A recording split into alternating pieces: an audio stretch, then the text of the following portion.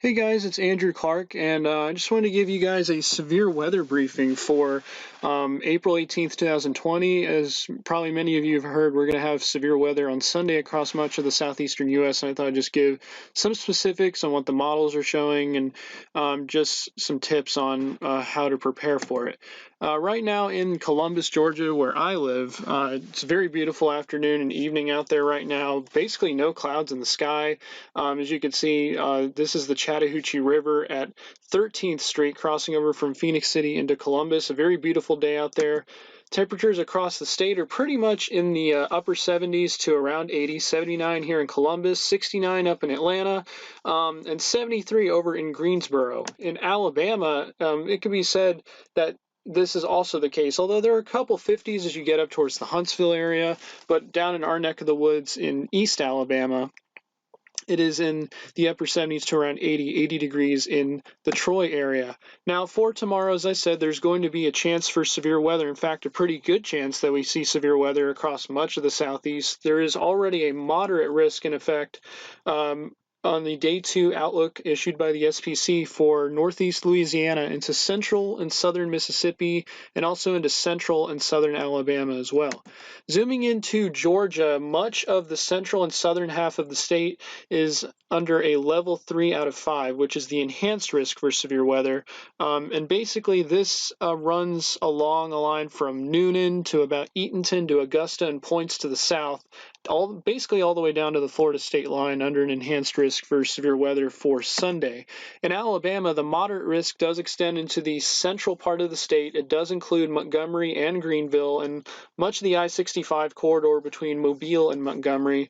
And it also includes a good part of west central Alabama, including places like Demopolis, Greensboro, York, Butler, those areas in west central Alabama. And as I said, it also includes parts of Mississippi and Louisiana as well. So let's take you through the forecast for the next couple hours. So we had a cold front that came through our area early this morning. That's what we had the showers with this morning. That has now moved out of our area to the east, and that high pressure has actually come back in, and that's why we have those beautiful conditions today. But tonight, that cold front is going to stall and lift back up to the north as a warm front, and rain is actually going to begin across parts of Louisiana, Arkansas, and Mississippi. Some heavy rain will be possible there through the overnight. And then as we go into later tonight, there's going to be a chance for severe weather across parts of northeast Texas into northwest Louisiana and southwest Arkansas.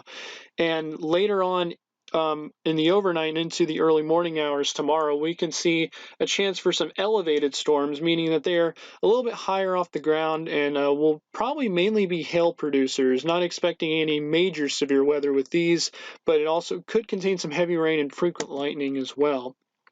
And as we go throughout the day on Sunday, that warm front's going to continue lifting north. And if you're south of the warm front, for those of you that don't know, you're in that warm kind of tropical air mass that is conducive for forming severe weather such as tornadoes and stuff like that with supercell thunderstorms. And there's some suggestion of that across parts of central Alabama, but there really isn't a whole lot of suggestion of it across West Georgia. But we'll see what happens as this forecast becomes fine-tuned. But there is a chance during the afternoon hours tomorrow that we could see some supercells capable of producing tornadoes, maybe a couple strong tornadoes, large hail and damaging winds, as well as heavy rain are also on the table with this as well.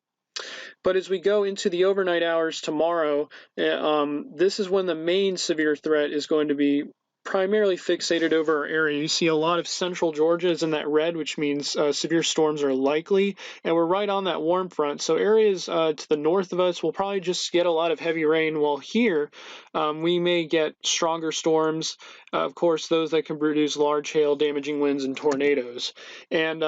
And there is, again, suggestion of that into tomorrow evening. Maybe a couple isolated cells, as we said earlier, could make their way in here, but there's still a lot of fine-tuning with this forecast that needs to happen. But a good chance that we get some pretty strong to severe storms during the afternoon tomorrow. And even then, into the overnight hours, we'll have this line of storms off to our west that will provide a lesser chance for tornadoes. Those will be more brief.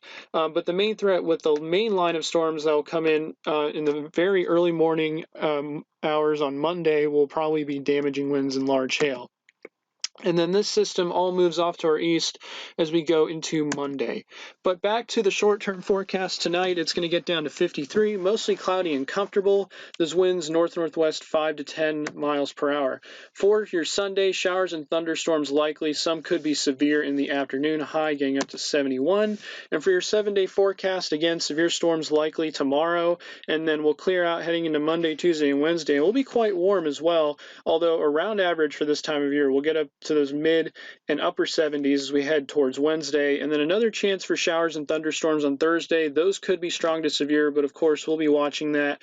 And as we get past that point into Friday and next Saturday, the pleasant weather will return and we'll get back into the 80s.